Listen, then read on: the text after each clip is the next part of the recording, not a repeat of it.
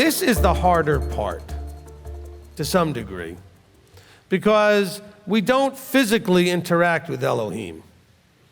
And so it's not like Elohim is right in front of us and gets in our face. Oh, he does, but not that way, right? And so yet we are always interacting with each other, and that's when we understand how much we are irritated by each other, and we irritate each other. And we do. We irritate the you-know-what out of each other all the time.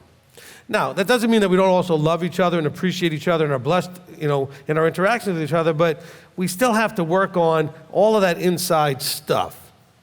And I know there are people out there that are like, oh, Rabbi, can't you go back to the way you used to teach when, listen, I always taught this stuff. By this stuff meaning I taught whatever it is Abba needed you to hear. Oh, this latest and greatest idea of why Yeshua's coming in September, or he's coming in this month or that month. To receive what? To receive a bride. It'd be a pretty scary bride. It'd be blunt. We'd be like Bridezilla on steroids.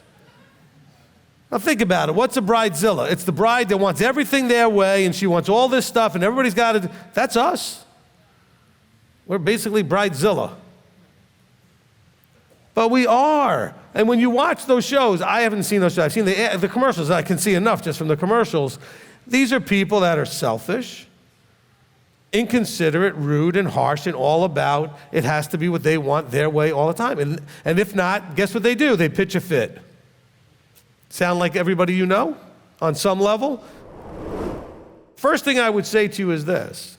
You can't do this without at least having a high level of awareness that that's what you're supposed to be doing.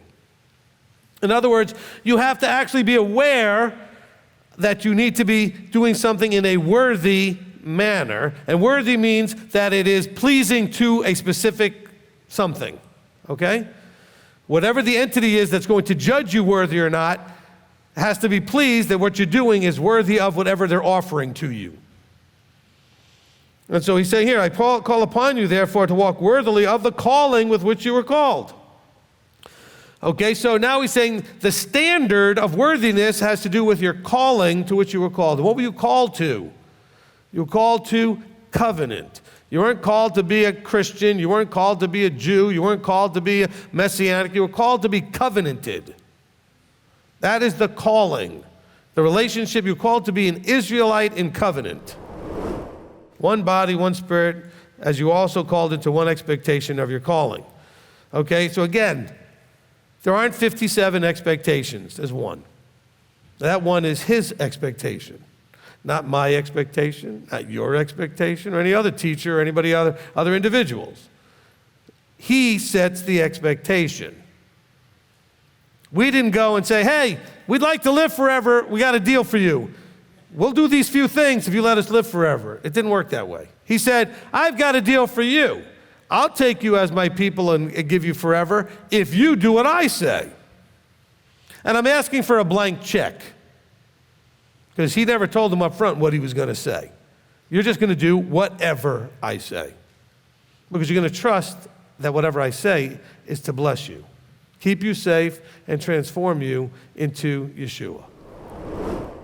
You know, whether or not you have a relationship with your Creator is not based on whether or not you think you do, it's based on whether or not He thinks you do. Don't forget that.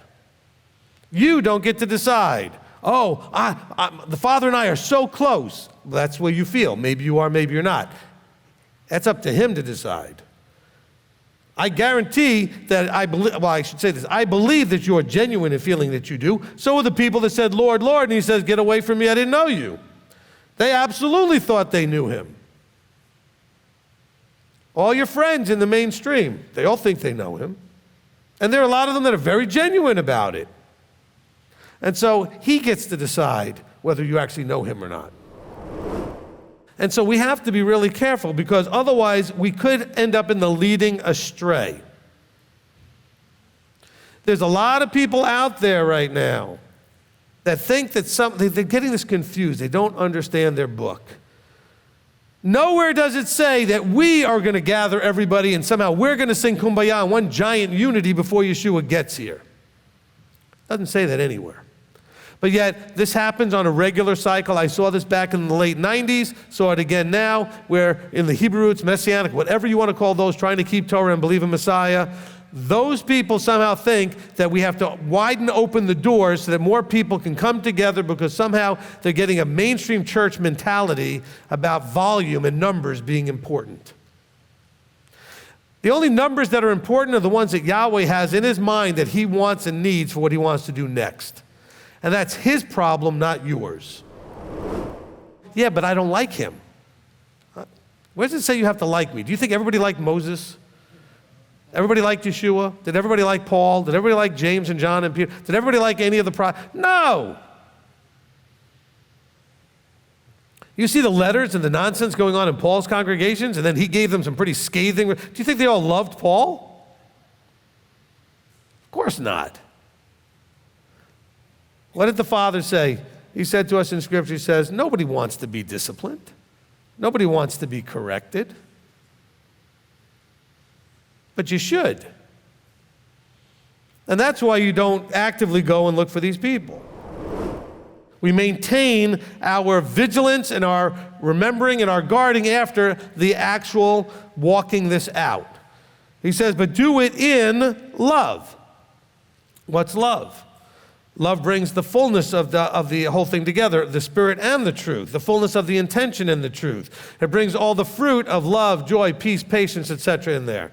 It brings in how we focus on him while we're maintaining. Look, you can maintain all of the mechanics of it and not be thinking about him at all. You show up at Shabbat because we're here and you want to be with people. No, it's got to be about him and us, right? Because it's two great commands. So we maintain our mechanical behavior in the context of the two great commands. That we're doing it to show love to him, and we're doing it because he helps us understand how to show love to each other.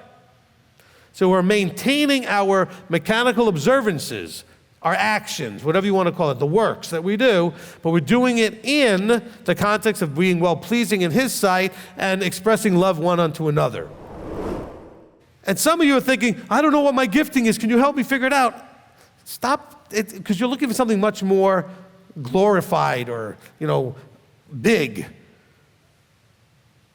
Some of you provide an incredible service to the people that are in this group because of the relationships you have with them at the right moment when needed, that did everything that you could have possibly desired to do for somebody. You gave them what they needed by being there, whatever it was that you did. And it doesn't have to be something that's very public, but yet he says that everybody, it says, is knit together. It doesn't say, by the way, we just knit together. We're knit together by what? By what we do, by what every joint supplies. And this is according to the working by which each part does its share.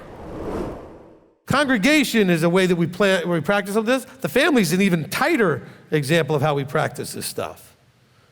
Because don't you tell me your spouse doesn't irritate the whatever out of you. They do, from time to time, absolutely. And you do it to them. And you have to learn how to deal with that stuff. And when you don't, you fight all the time. And when you do, it fixes. Problem is, we're still too immature and too selfish to do those things mostly. Because we dig in our heels and we don't want to give in. It has to be my way. Everybody on both sides, my way, it has to be my way. And everything has to be pointing the finger. Well, it's all his fault or it's all her fault. Same thing in the congregation, same thing in the kingdom if that's what comes into the kingdom. Look, this nonsense, everybody listen really carefully. This nonsense is not going in the kingdom.